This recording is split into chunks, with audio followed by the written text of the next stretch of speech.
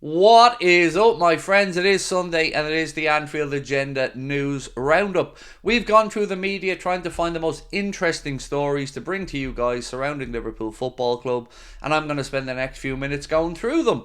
If you enjoyed the video, please do let us know your thoughts on it in the comment section and drop a like. There is a lot to get through, so I'm going to start off with another story from the Mirror that suggests that Liverpool are indeed interested in Bruno Guimaraes from Newcastle. This is a story that just won't go away, whether it's in the Echo, the Mirror or any other outlet. Liverpool have continuously been linked to Bruno Guimaraes from Newcastle. Now all we know is he does have a release clause of £100 million. That release clause can be paid in 3 instalments, 34 million, 33 million and 33 million. Do I know if it's credible or not? I honestly haven't got a clue at this point. The Echo seem to be strongly pushing links to Bruno Guimaraes. Today it's in the Mirror. I don't know. Look, he's a good player, but is he worth £100 million?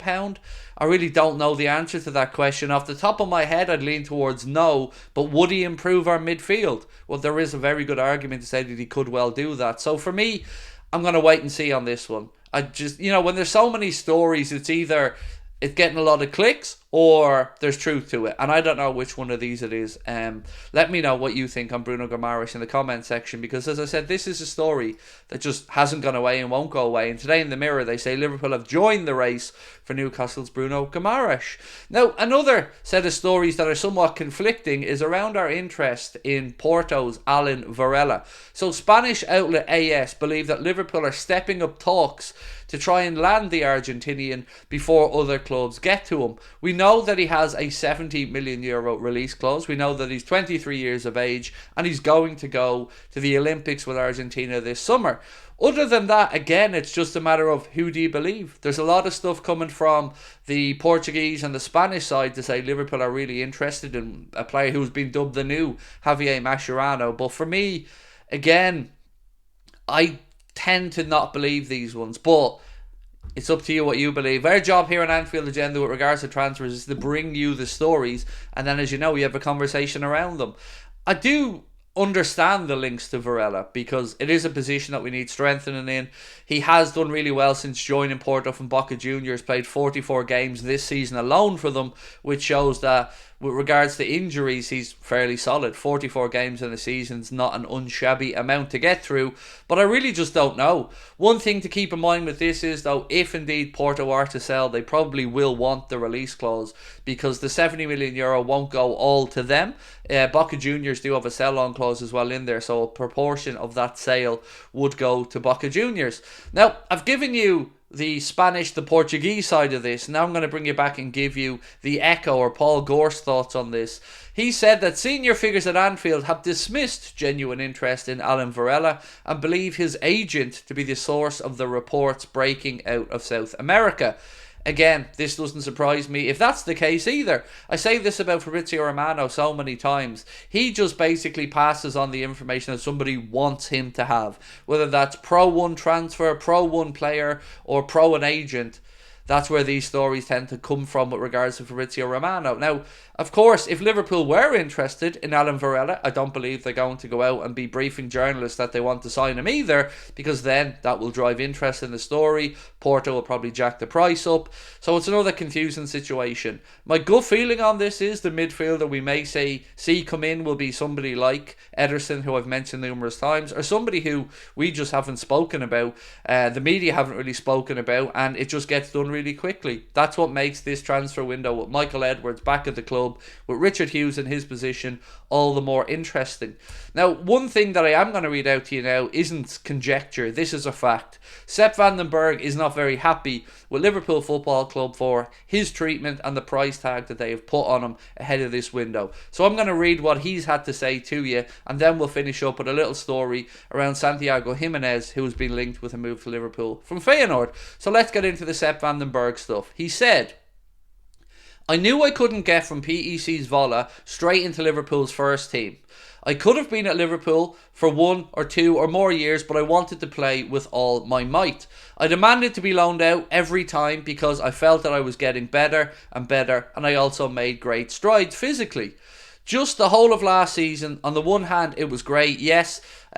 How does that work? You're 17, 18 years of age. You're central to the defence and training and the starting 11. The build up from Roberto Firmino, Sadio Mane, Mohamed Salah running back towards you. It was tough, but I enjoyed it. But in all honesty, I wasn't looked after anymore. I also felt ready in 2021. I had a good conversation with the management. He said he'd received good reports. I understood that I was going to play Van Dijk, Matip, I understood that I wasn't going to play Van Dijk, Matip or Konate out of the team, but I thought that I could get behind it when I get a chance, figure it out, and then I said to them, I want to leave. You didn't exude confidence in me at all this time, but you want to hinder my future, he said about Liverpool Football Club. I want to keep playing every week and develop myself further. In Germany, I enjoyed Dortmund with the 70,000 people, Bayern Munich away against Harry Kane, Stuttgart, Leipzig, Leverkusen, against clubs that I am challenged every single week. So Sepp van den Berg isn't very happy, as you can see, and on this I do have some sympathy with him. He hasn't really been given much of a chance at Liverpool, but the club are within their rights, I guess, to set a price that they believe Van den Berg is worth. They aren't going to take less money for a player if they genuinely believe he's worth 15 or 20 million. Now, I do feel like a compromise should be reached here to allow both parties to be happy. Maybe Liverpool are a little bit more flexible on payment terms or something around Van den Berg's move, but he definitely does seem like a player who doesn't want to be at Liverpool and hasn't been happy about how he's been treated. So I will leave that over to you to give me your thoughts on Sepp van den Berg. But before we finish up today, a little bit more on Arne Slot and Santiago Gimenez, who of course was a striker at Feyenoord. Team Talk have suggested that Arne Slot may indeed say to Liverpool, this is the guy to bring in. He's ready for a move to the Premier League. There have been other clubs in the Premier League who've been interested in Santiago Gimenez, but Arne Slot of course would be able to get in his ear a little bit quicker, shall we say. He did say to Feyenoord before he left that he believed that Santiago Gimenez was ready for a move to the Premier League or somewhere in the top European competition. And again, it is a big gamble. I don't know if we need a central striker unless we're going to lose somebody like Darwin or Diogo Jota, which I don't believe we will. But again, if there's a bargain to be had here and it's Arne Slot's guy and he wants to bring him in, I'm also okay with that. The big question here is though, how much scope and how much influence will Arne Slot have over transfer targets in his first season? You would imagine that Michael Edwards and Richard Hughes have already got to work on transfer targets, and I'm also not comfortable with all the links to Feyenoord players. We've already seen Gertrude, Wiefer, Biglow, and now Santiago Gimenez, as well as a couple of others as well. So for me, I'd just say let the lads Richard Hughes and Michael Edwards crack on with it, and then let the gaffer earn the right, unless this is a really super player. And I haven't watched enough of Santiago Gimenez to know. His track record for goals is quite impressive, but it is a big difference going from the Eredivisie to the Premier League, and then of course straight into challenging in the Champions League. So that is the latest Anfield Agenda news roundup, my friends. We will be back at about 8 o'clock this evening, where we're going to be putting out the end of season player ratings part 2, where we concentrate on the remainder of the midfield and the attacking players as well, giving them all a score out of 10 for the season that has just finished. I hope to see you guys back tomorrow night at 8:30 for the late night agenda. Enjoy your Sunday, whatever it is you're doing, and thank you again for watching the video. We'll catch up soon. Bye bye.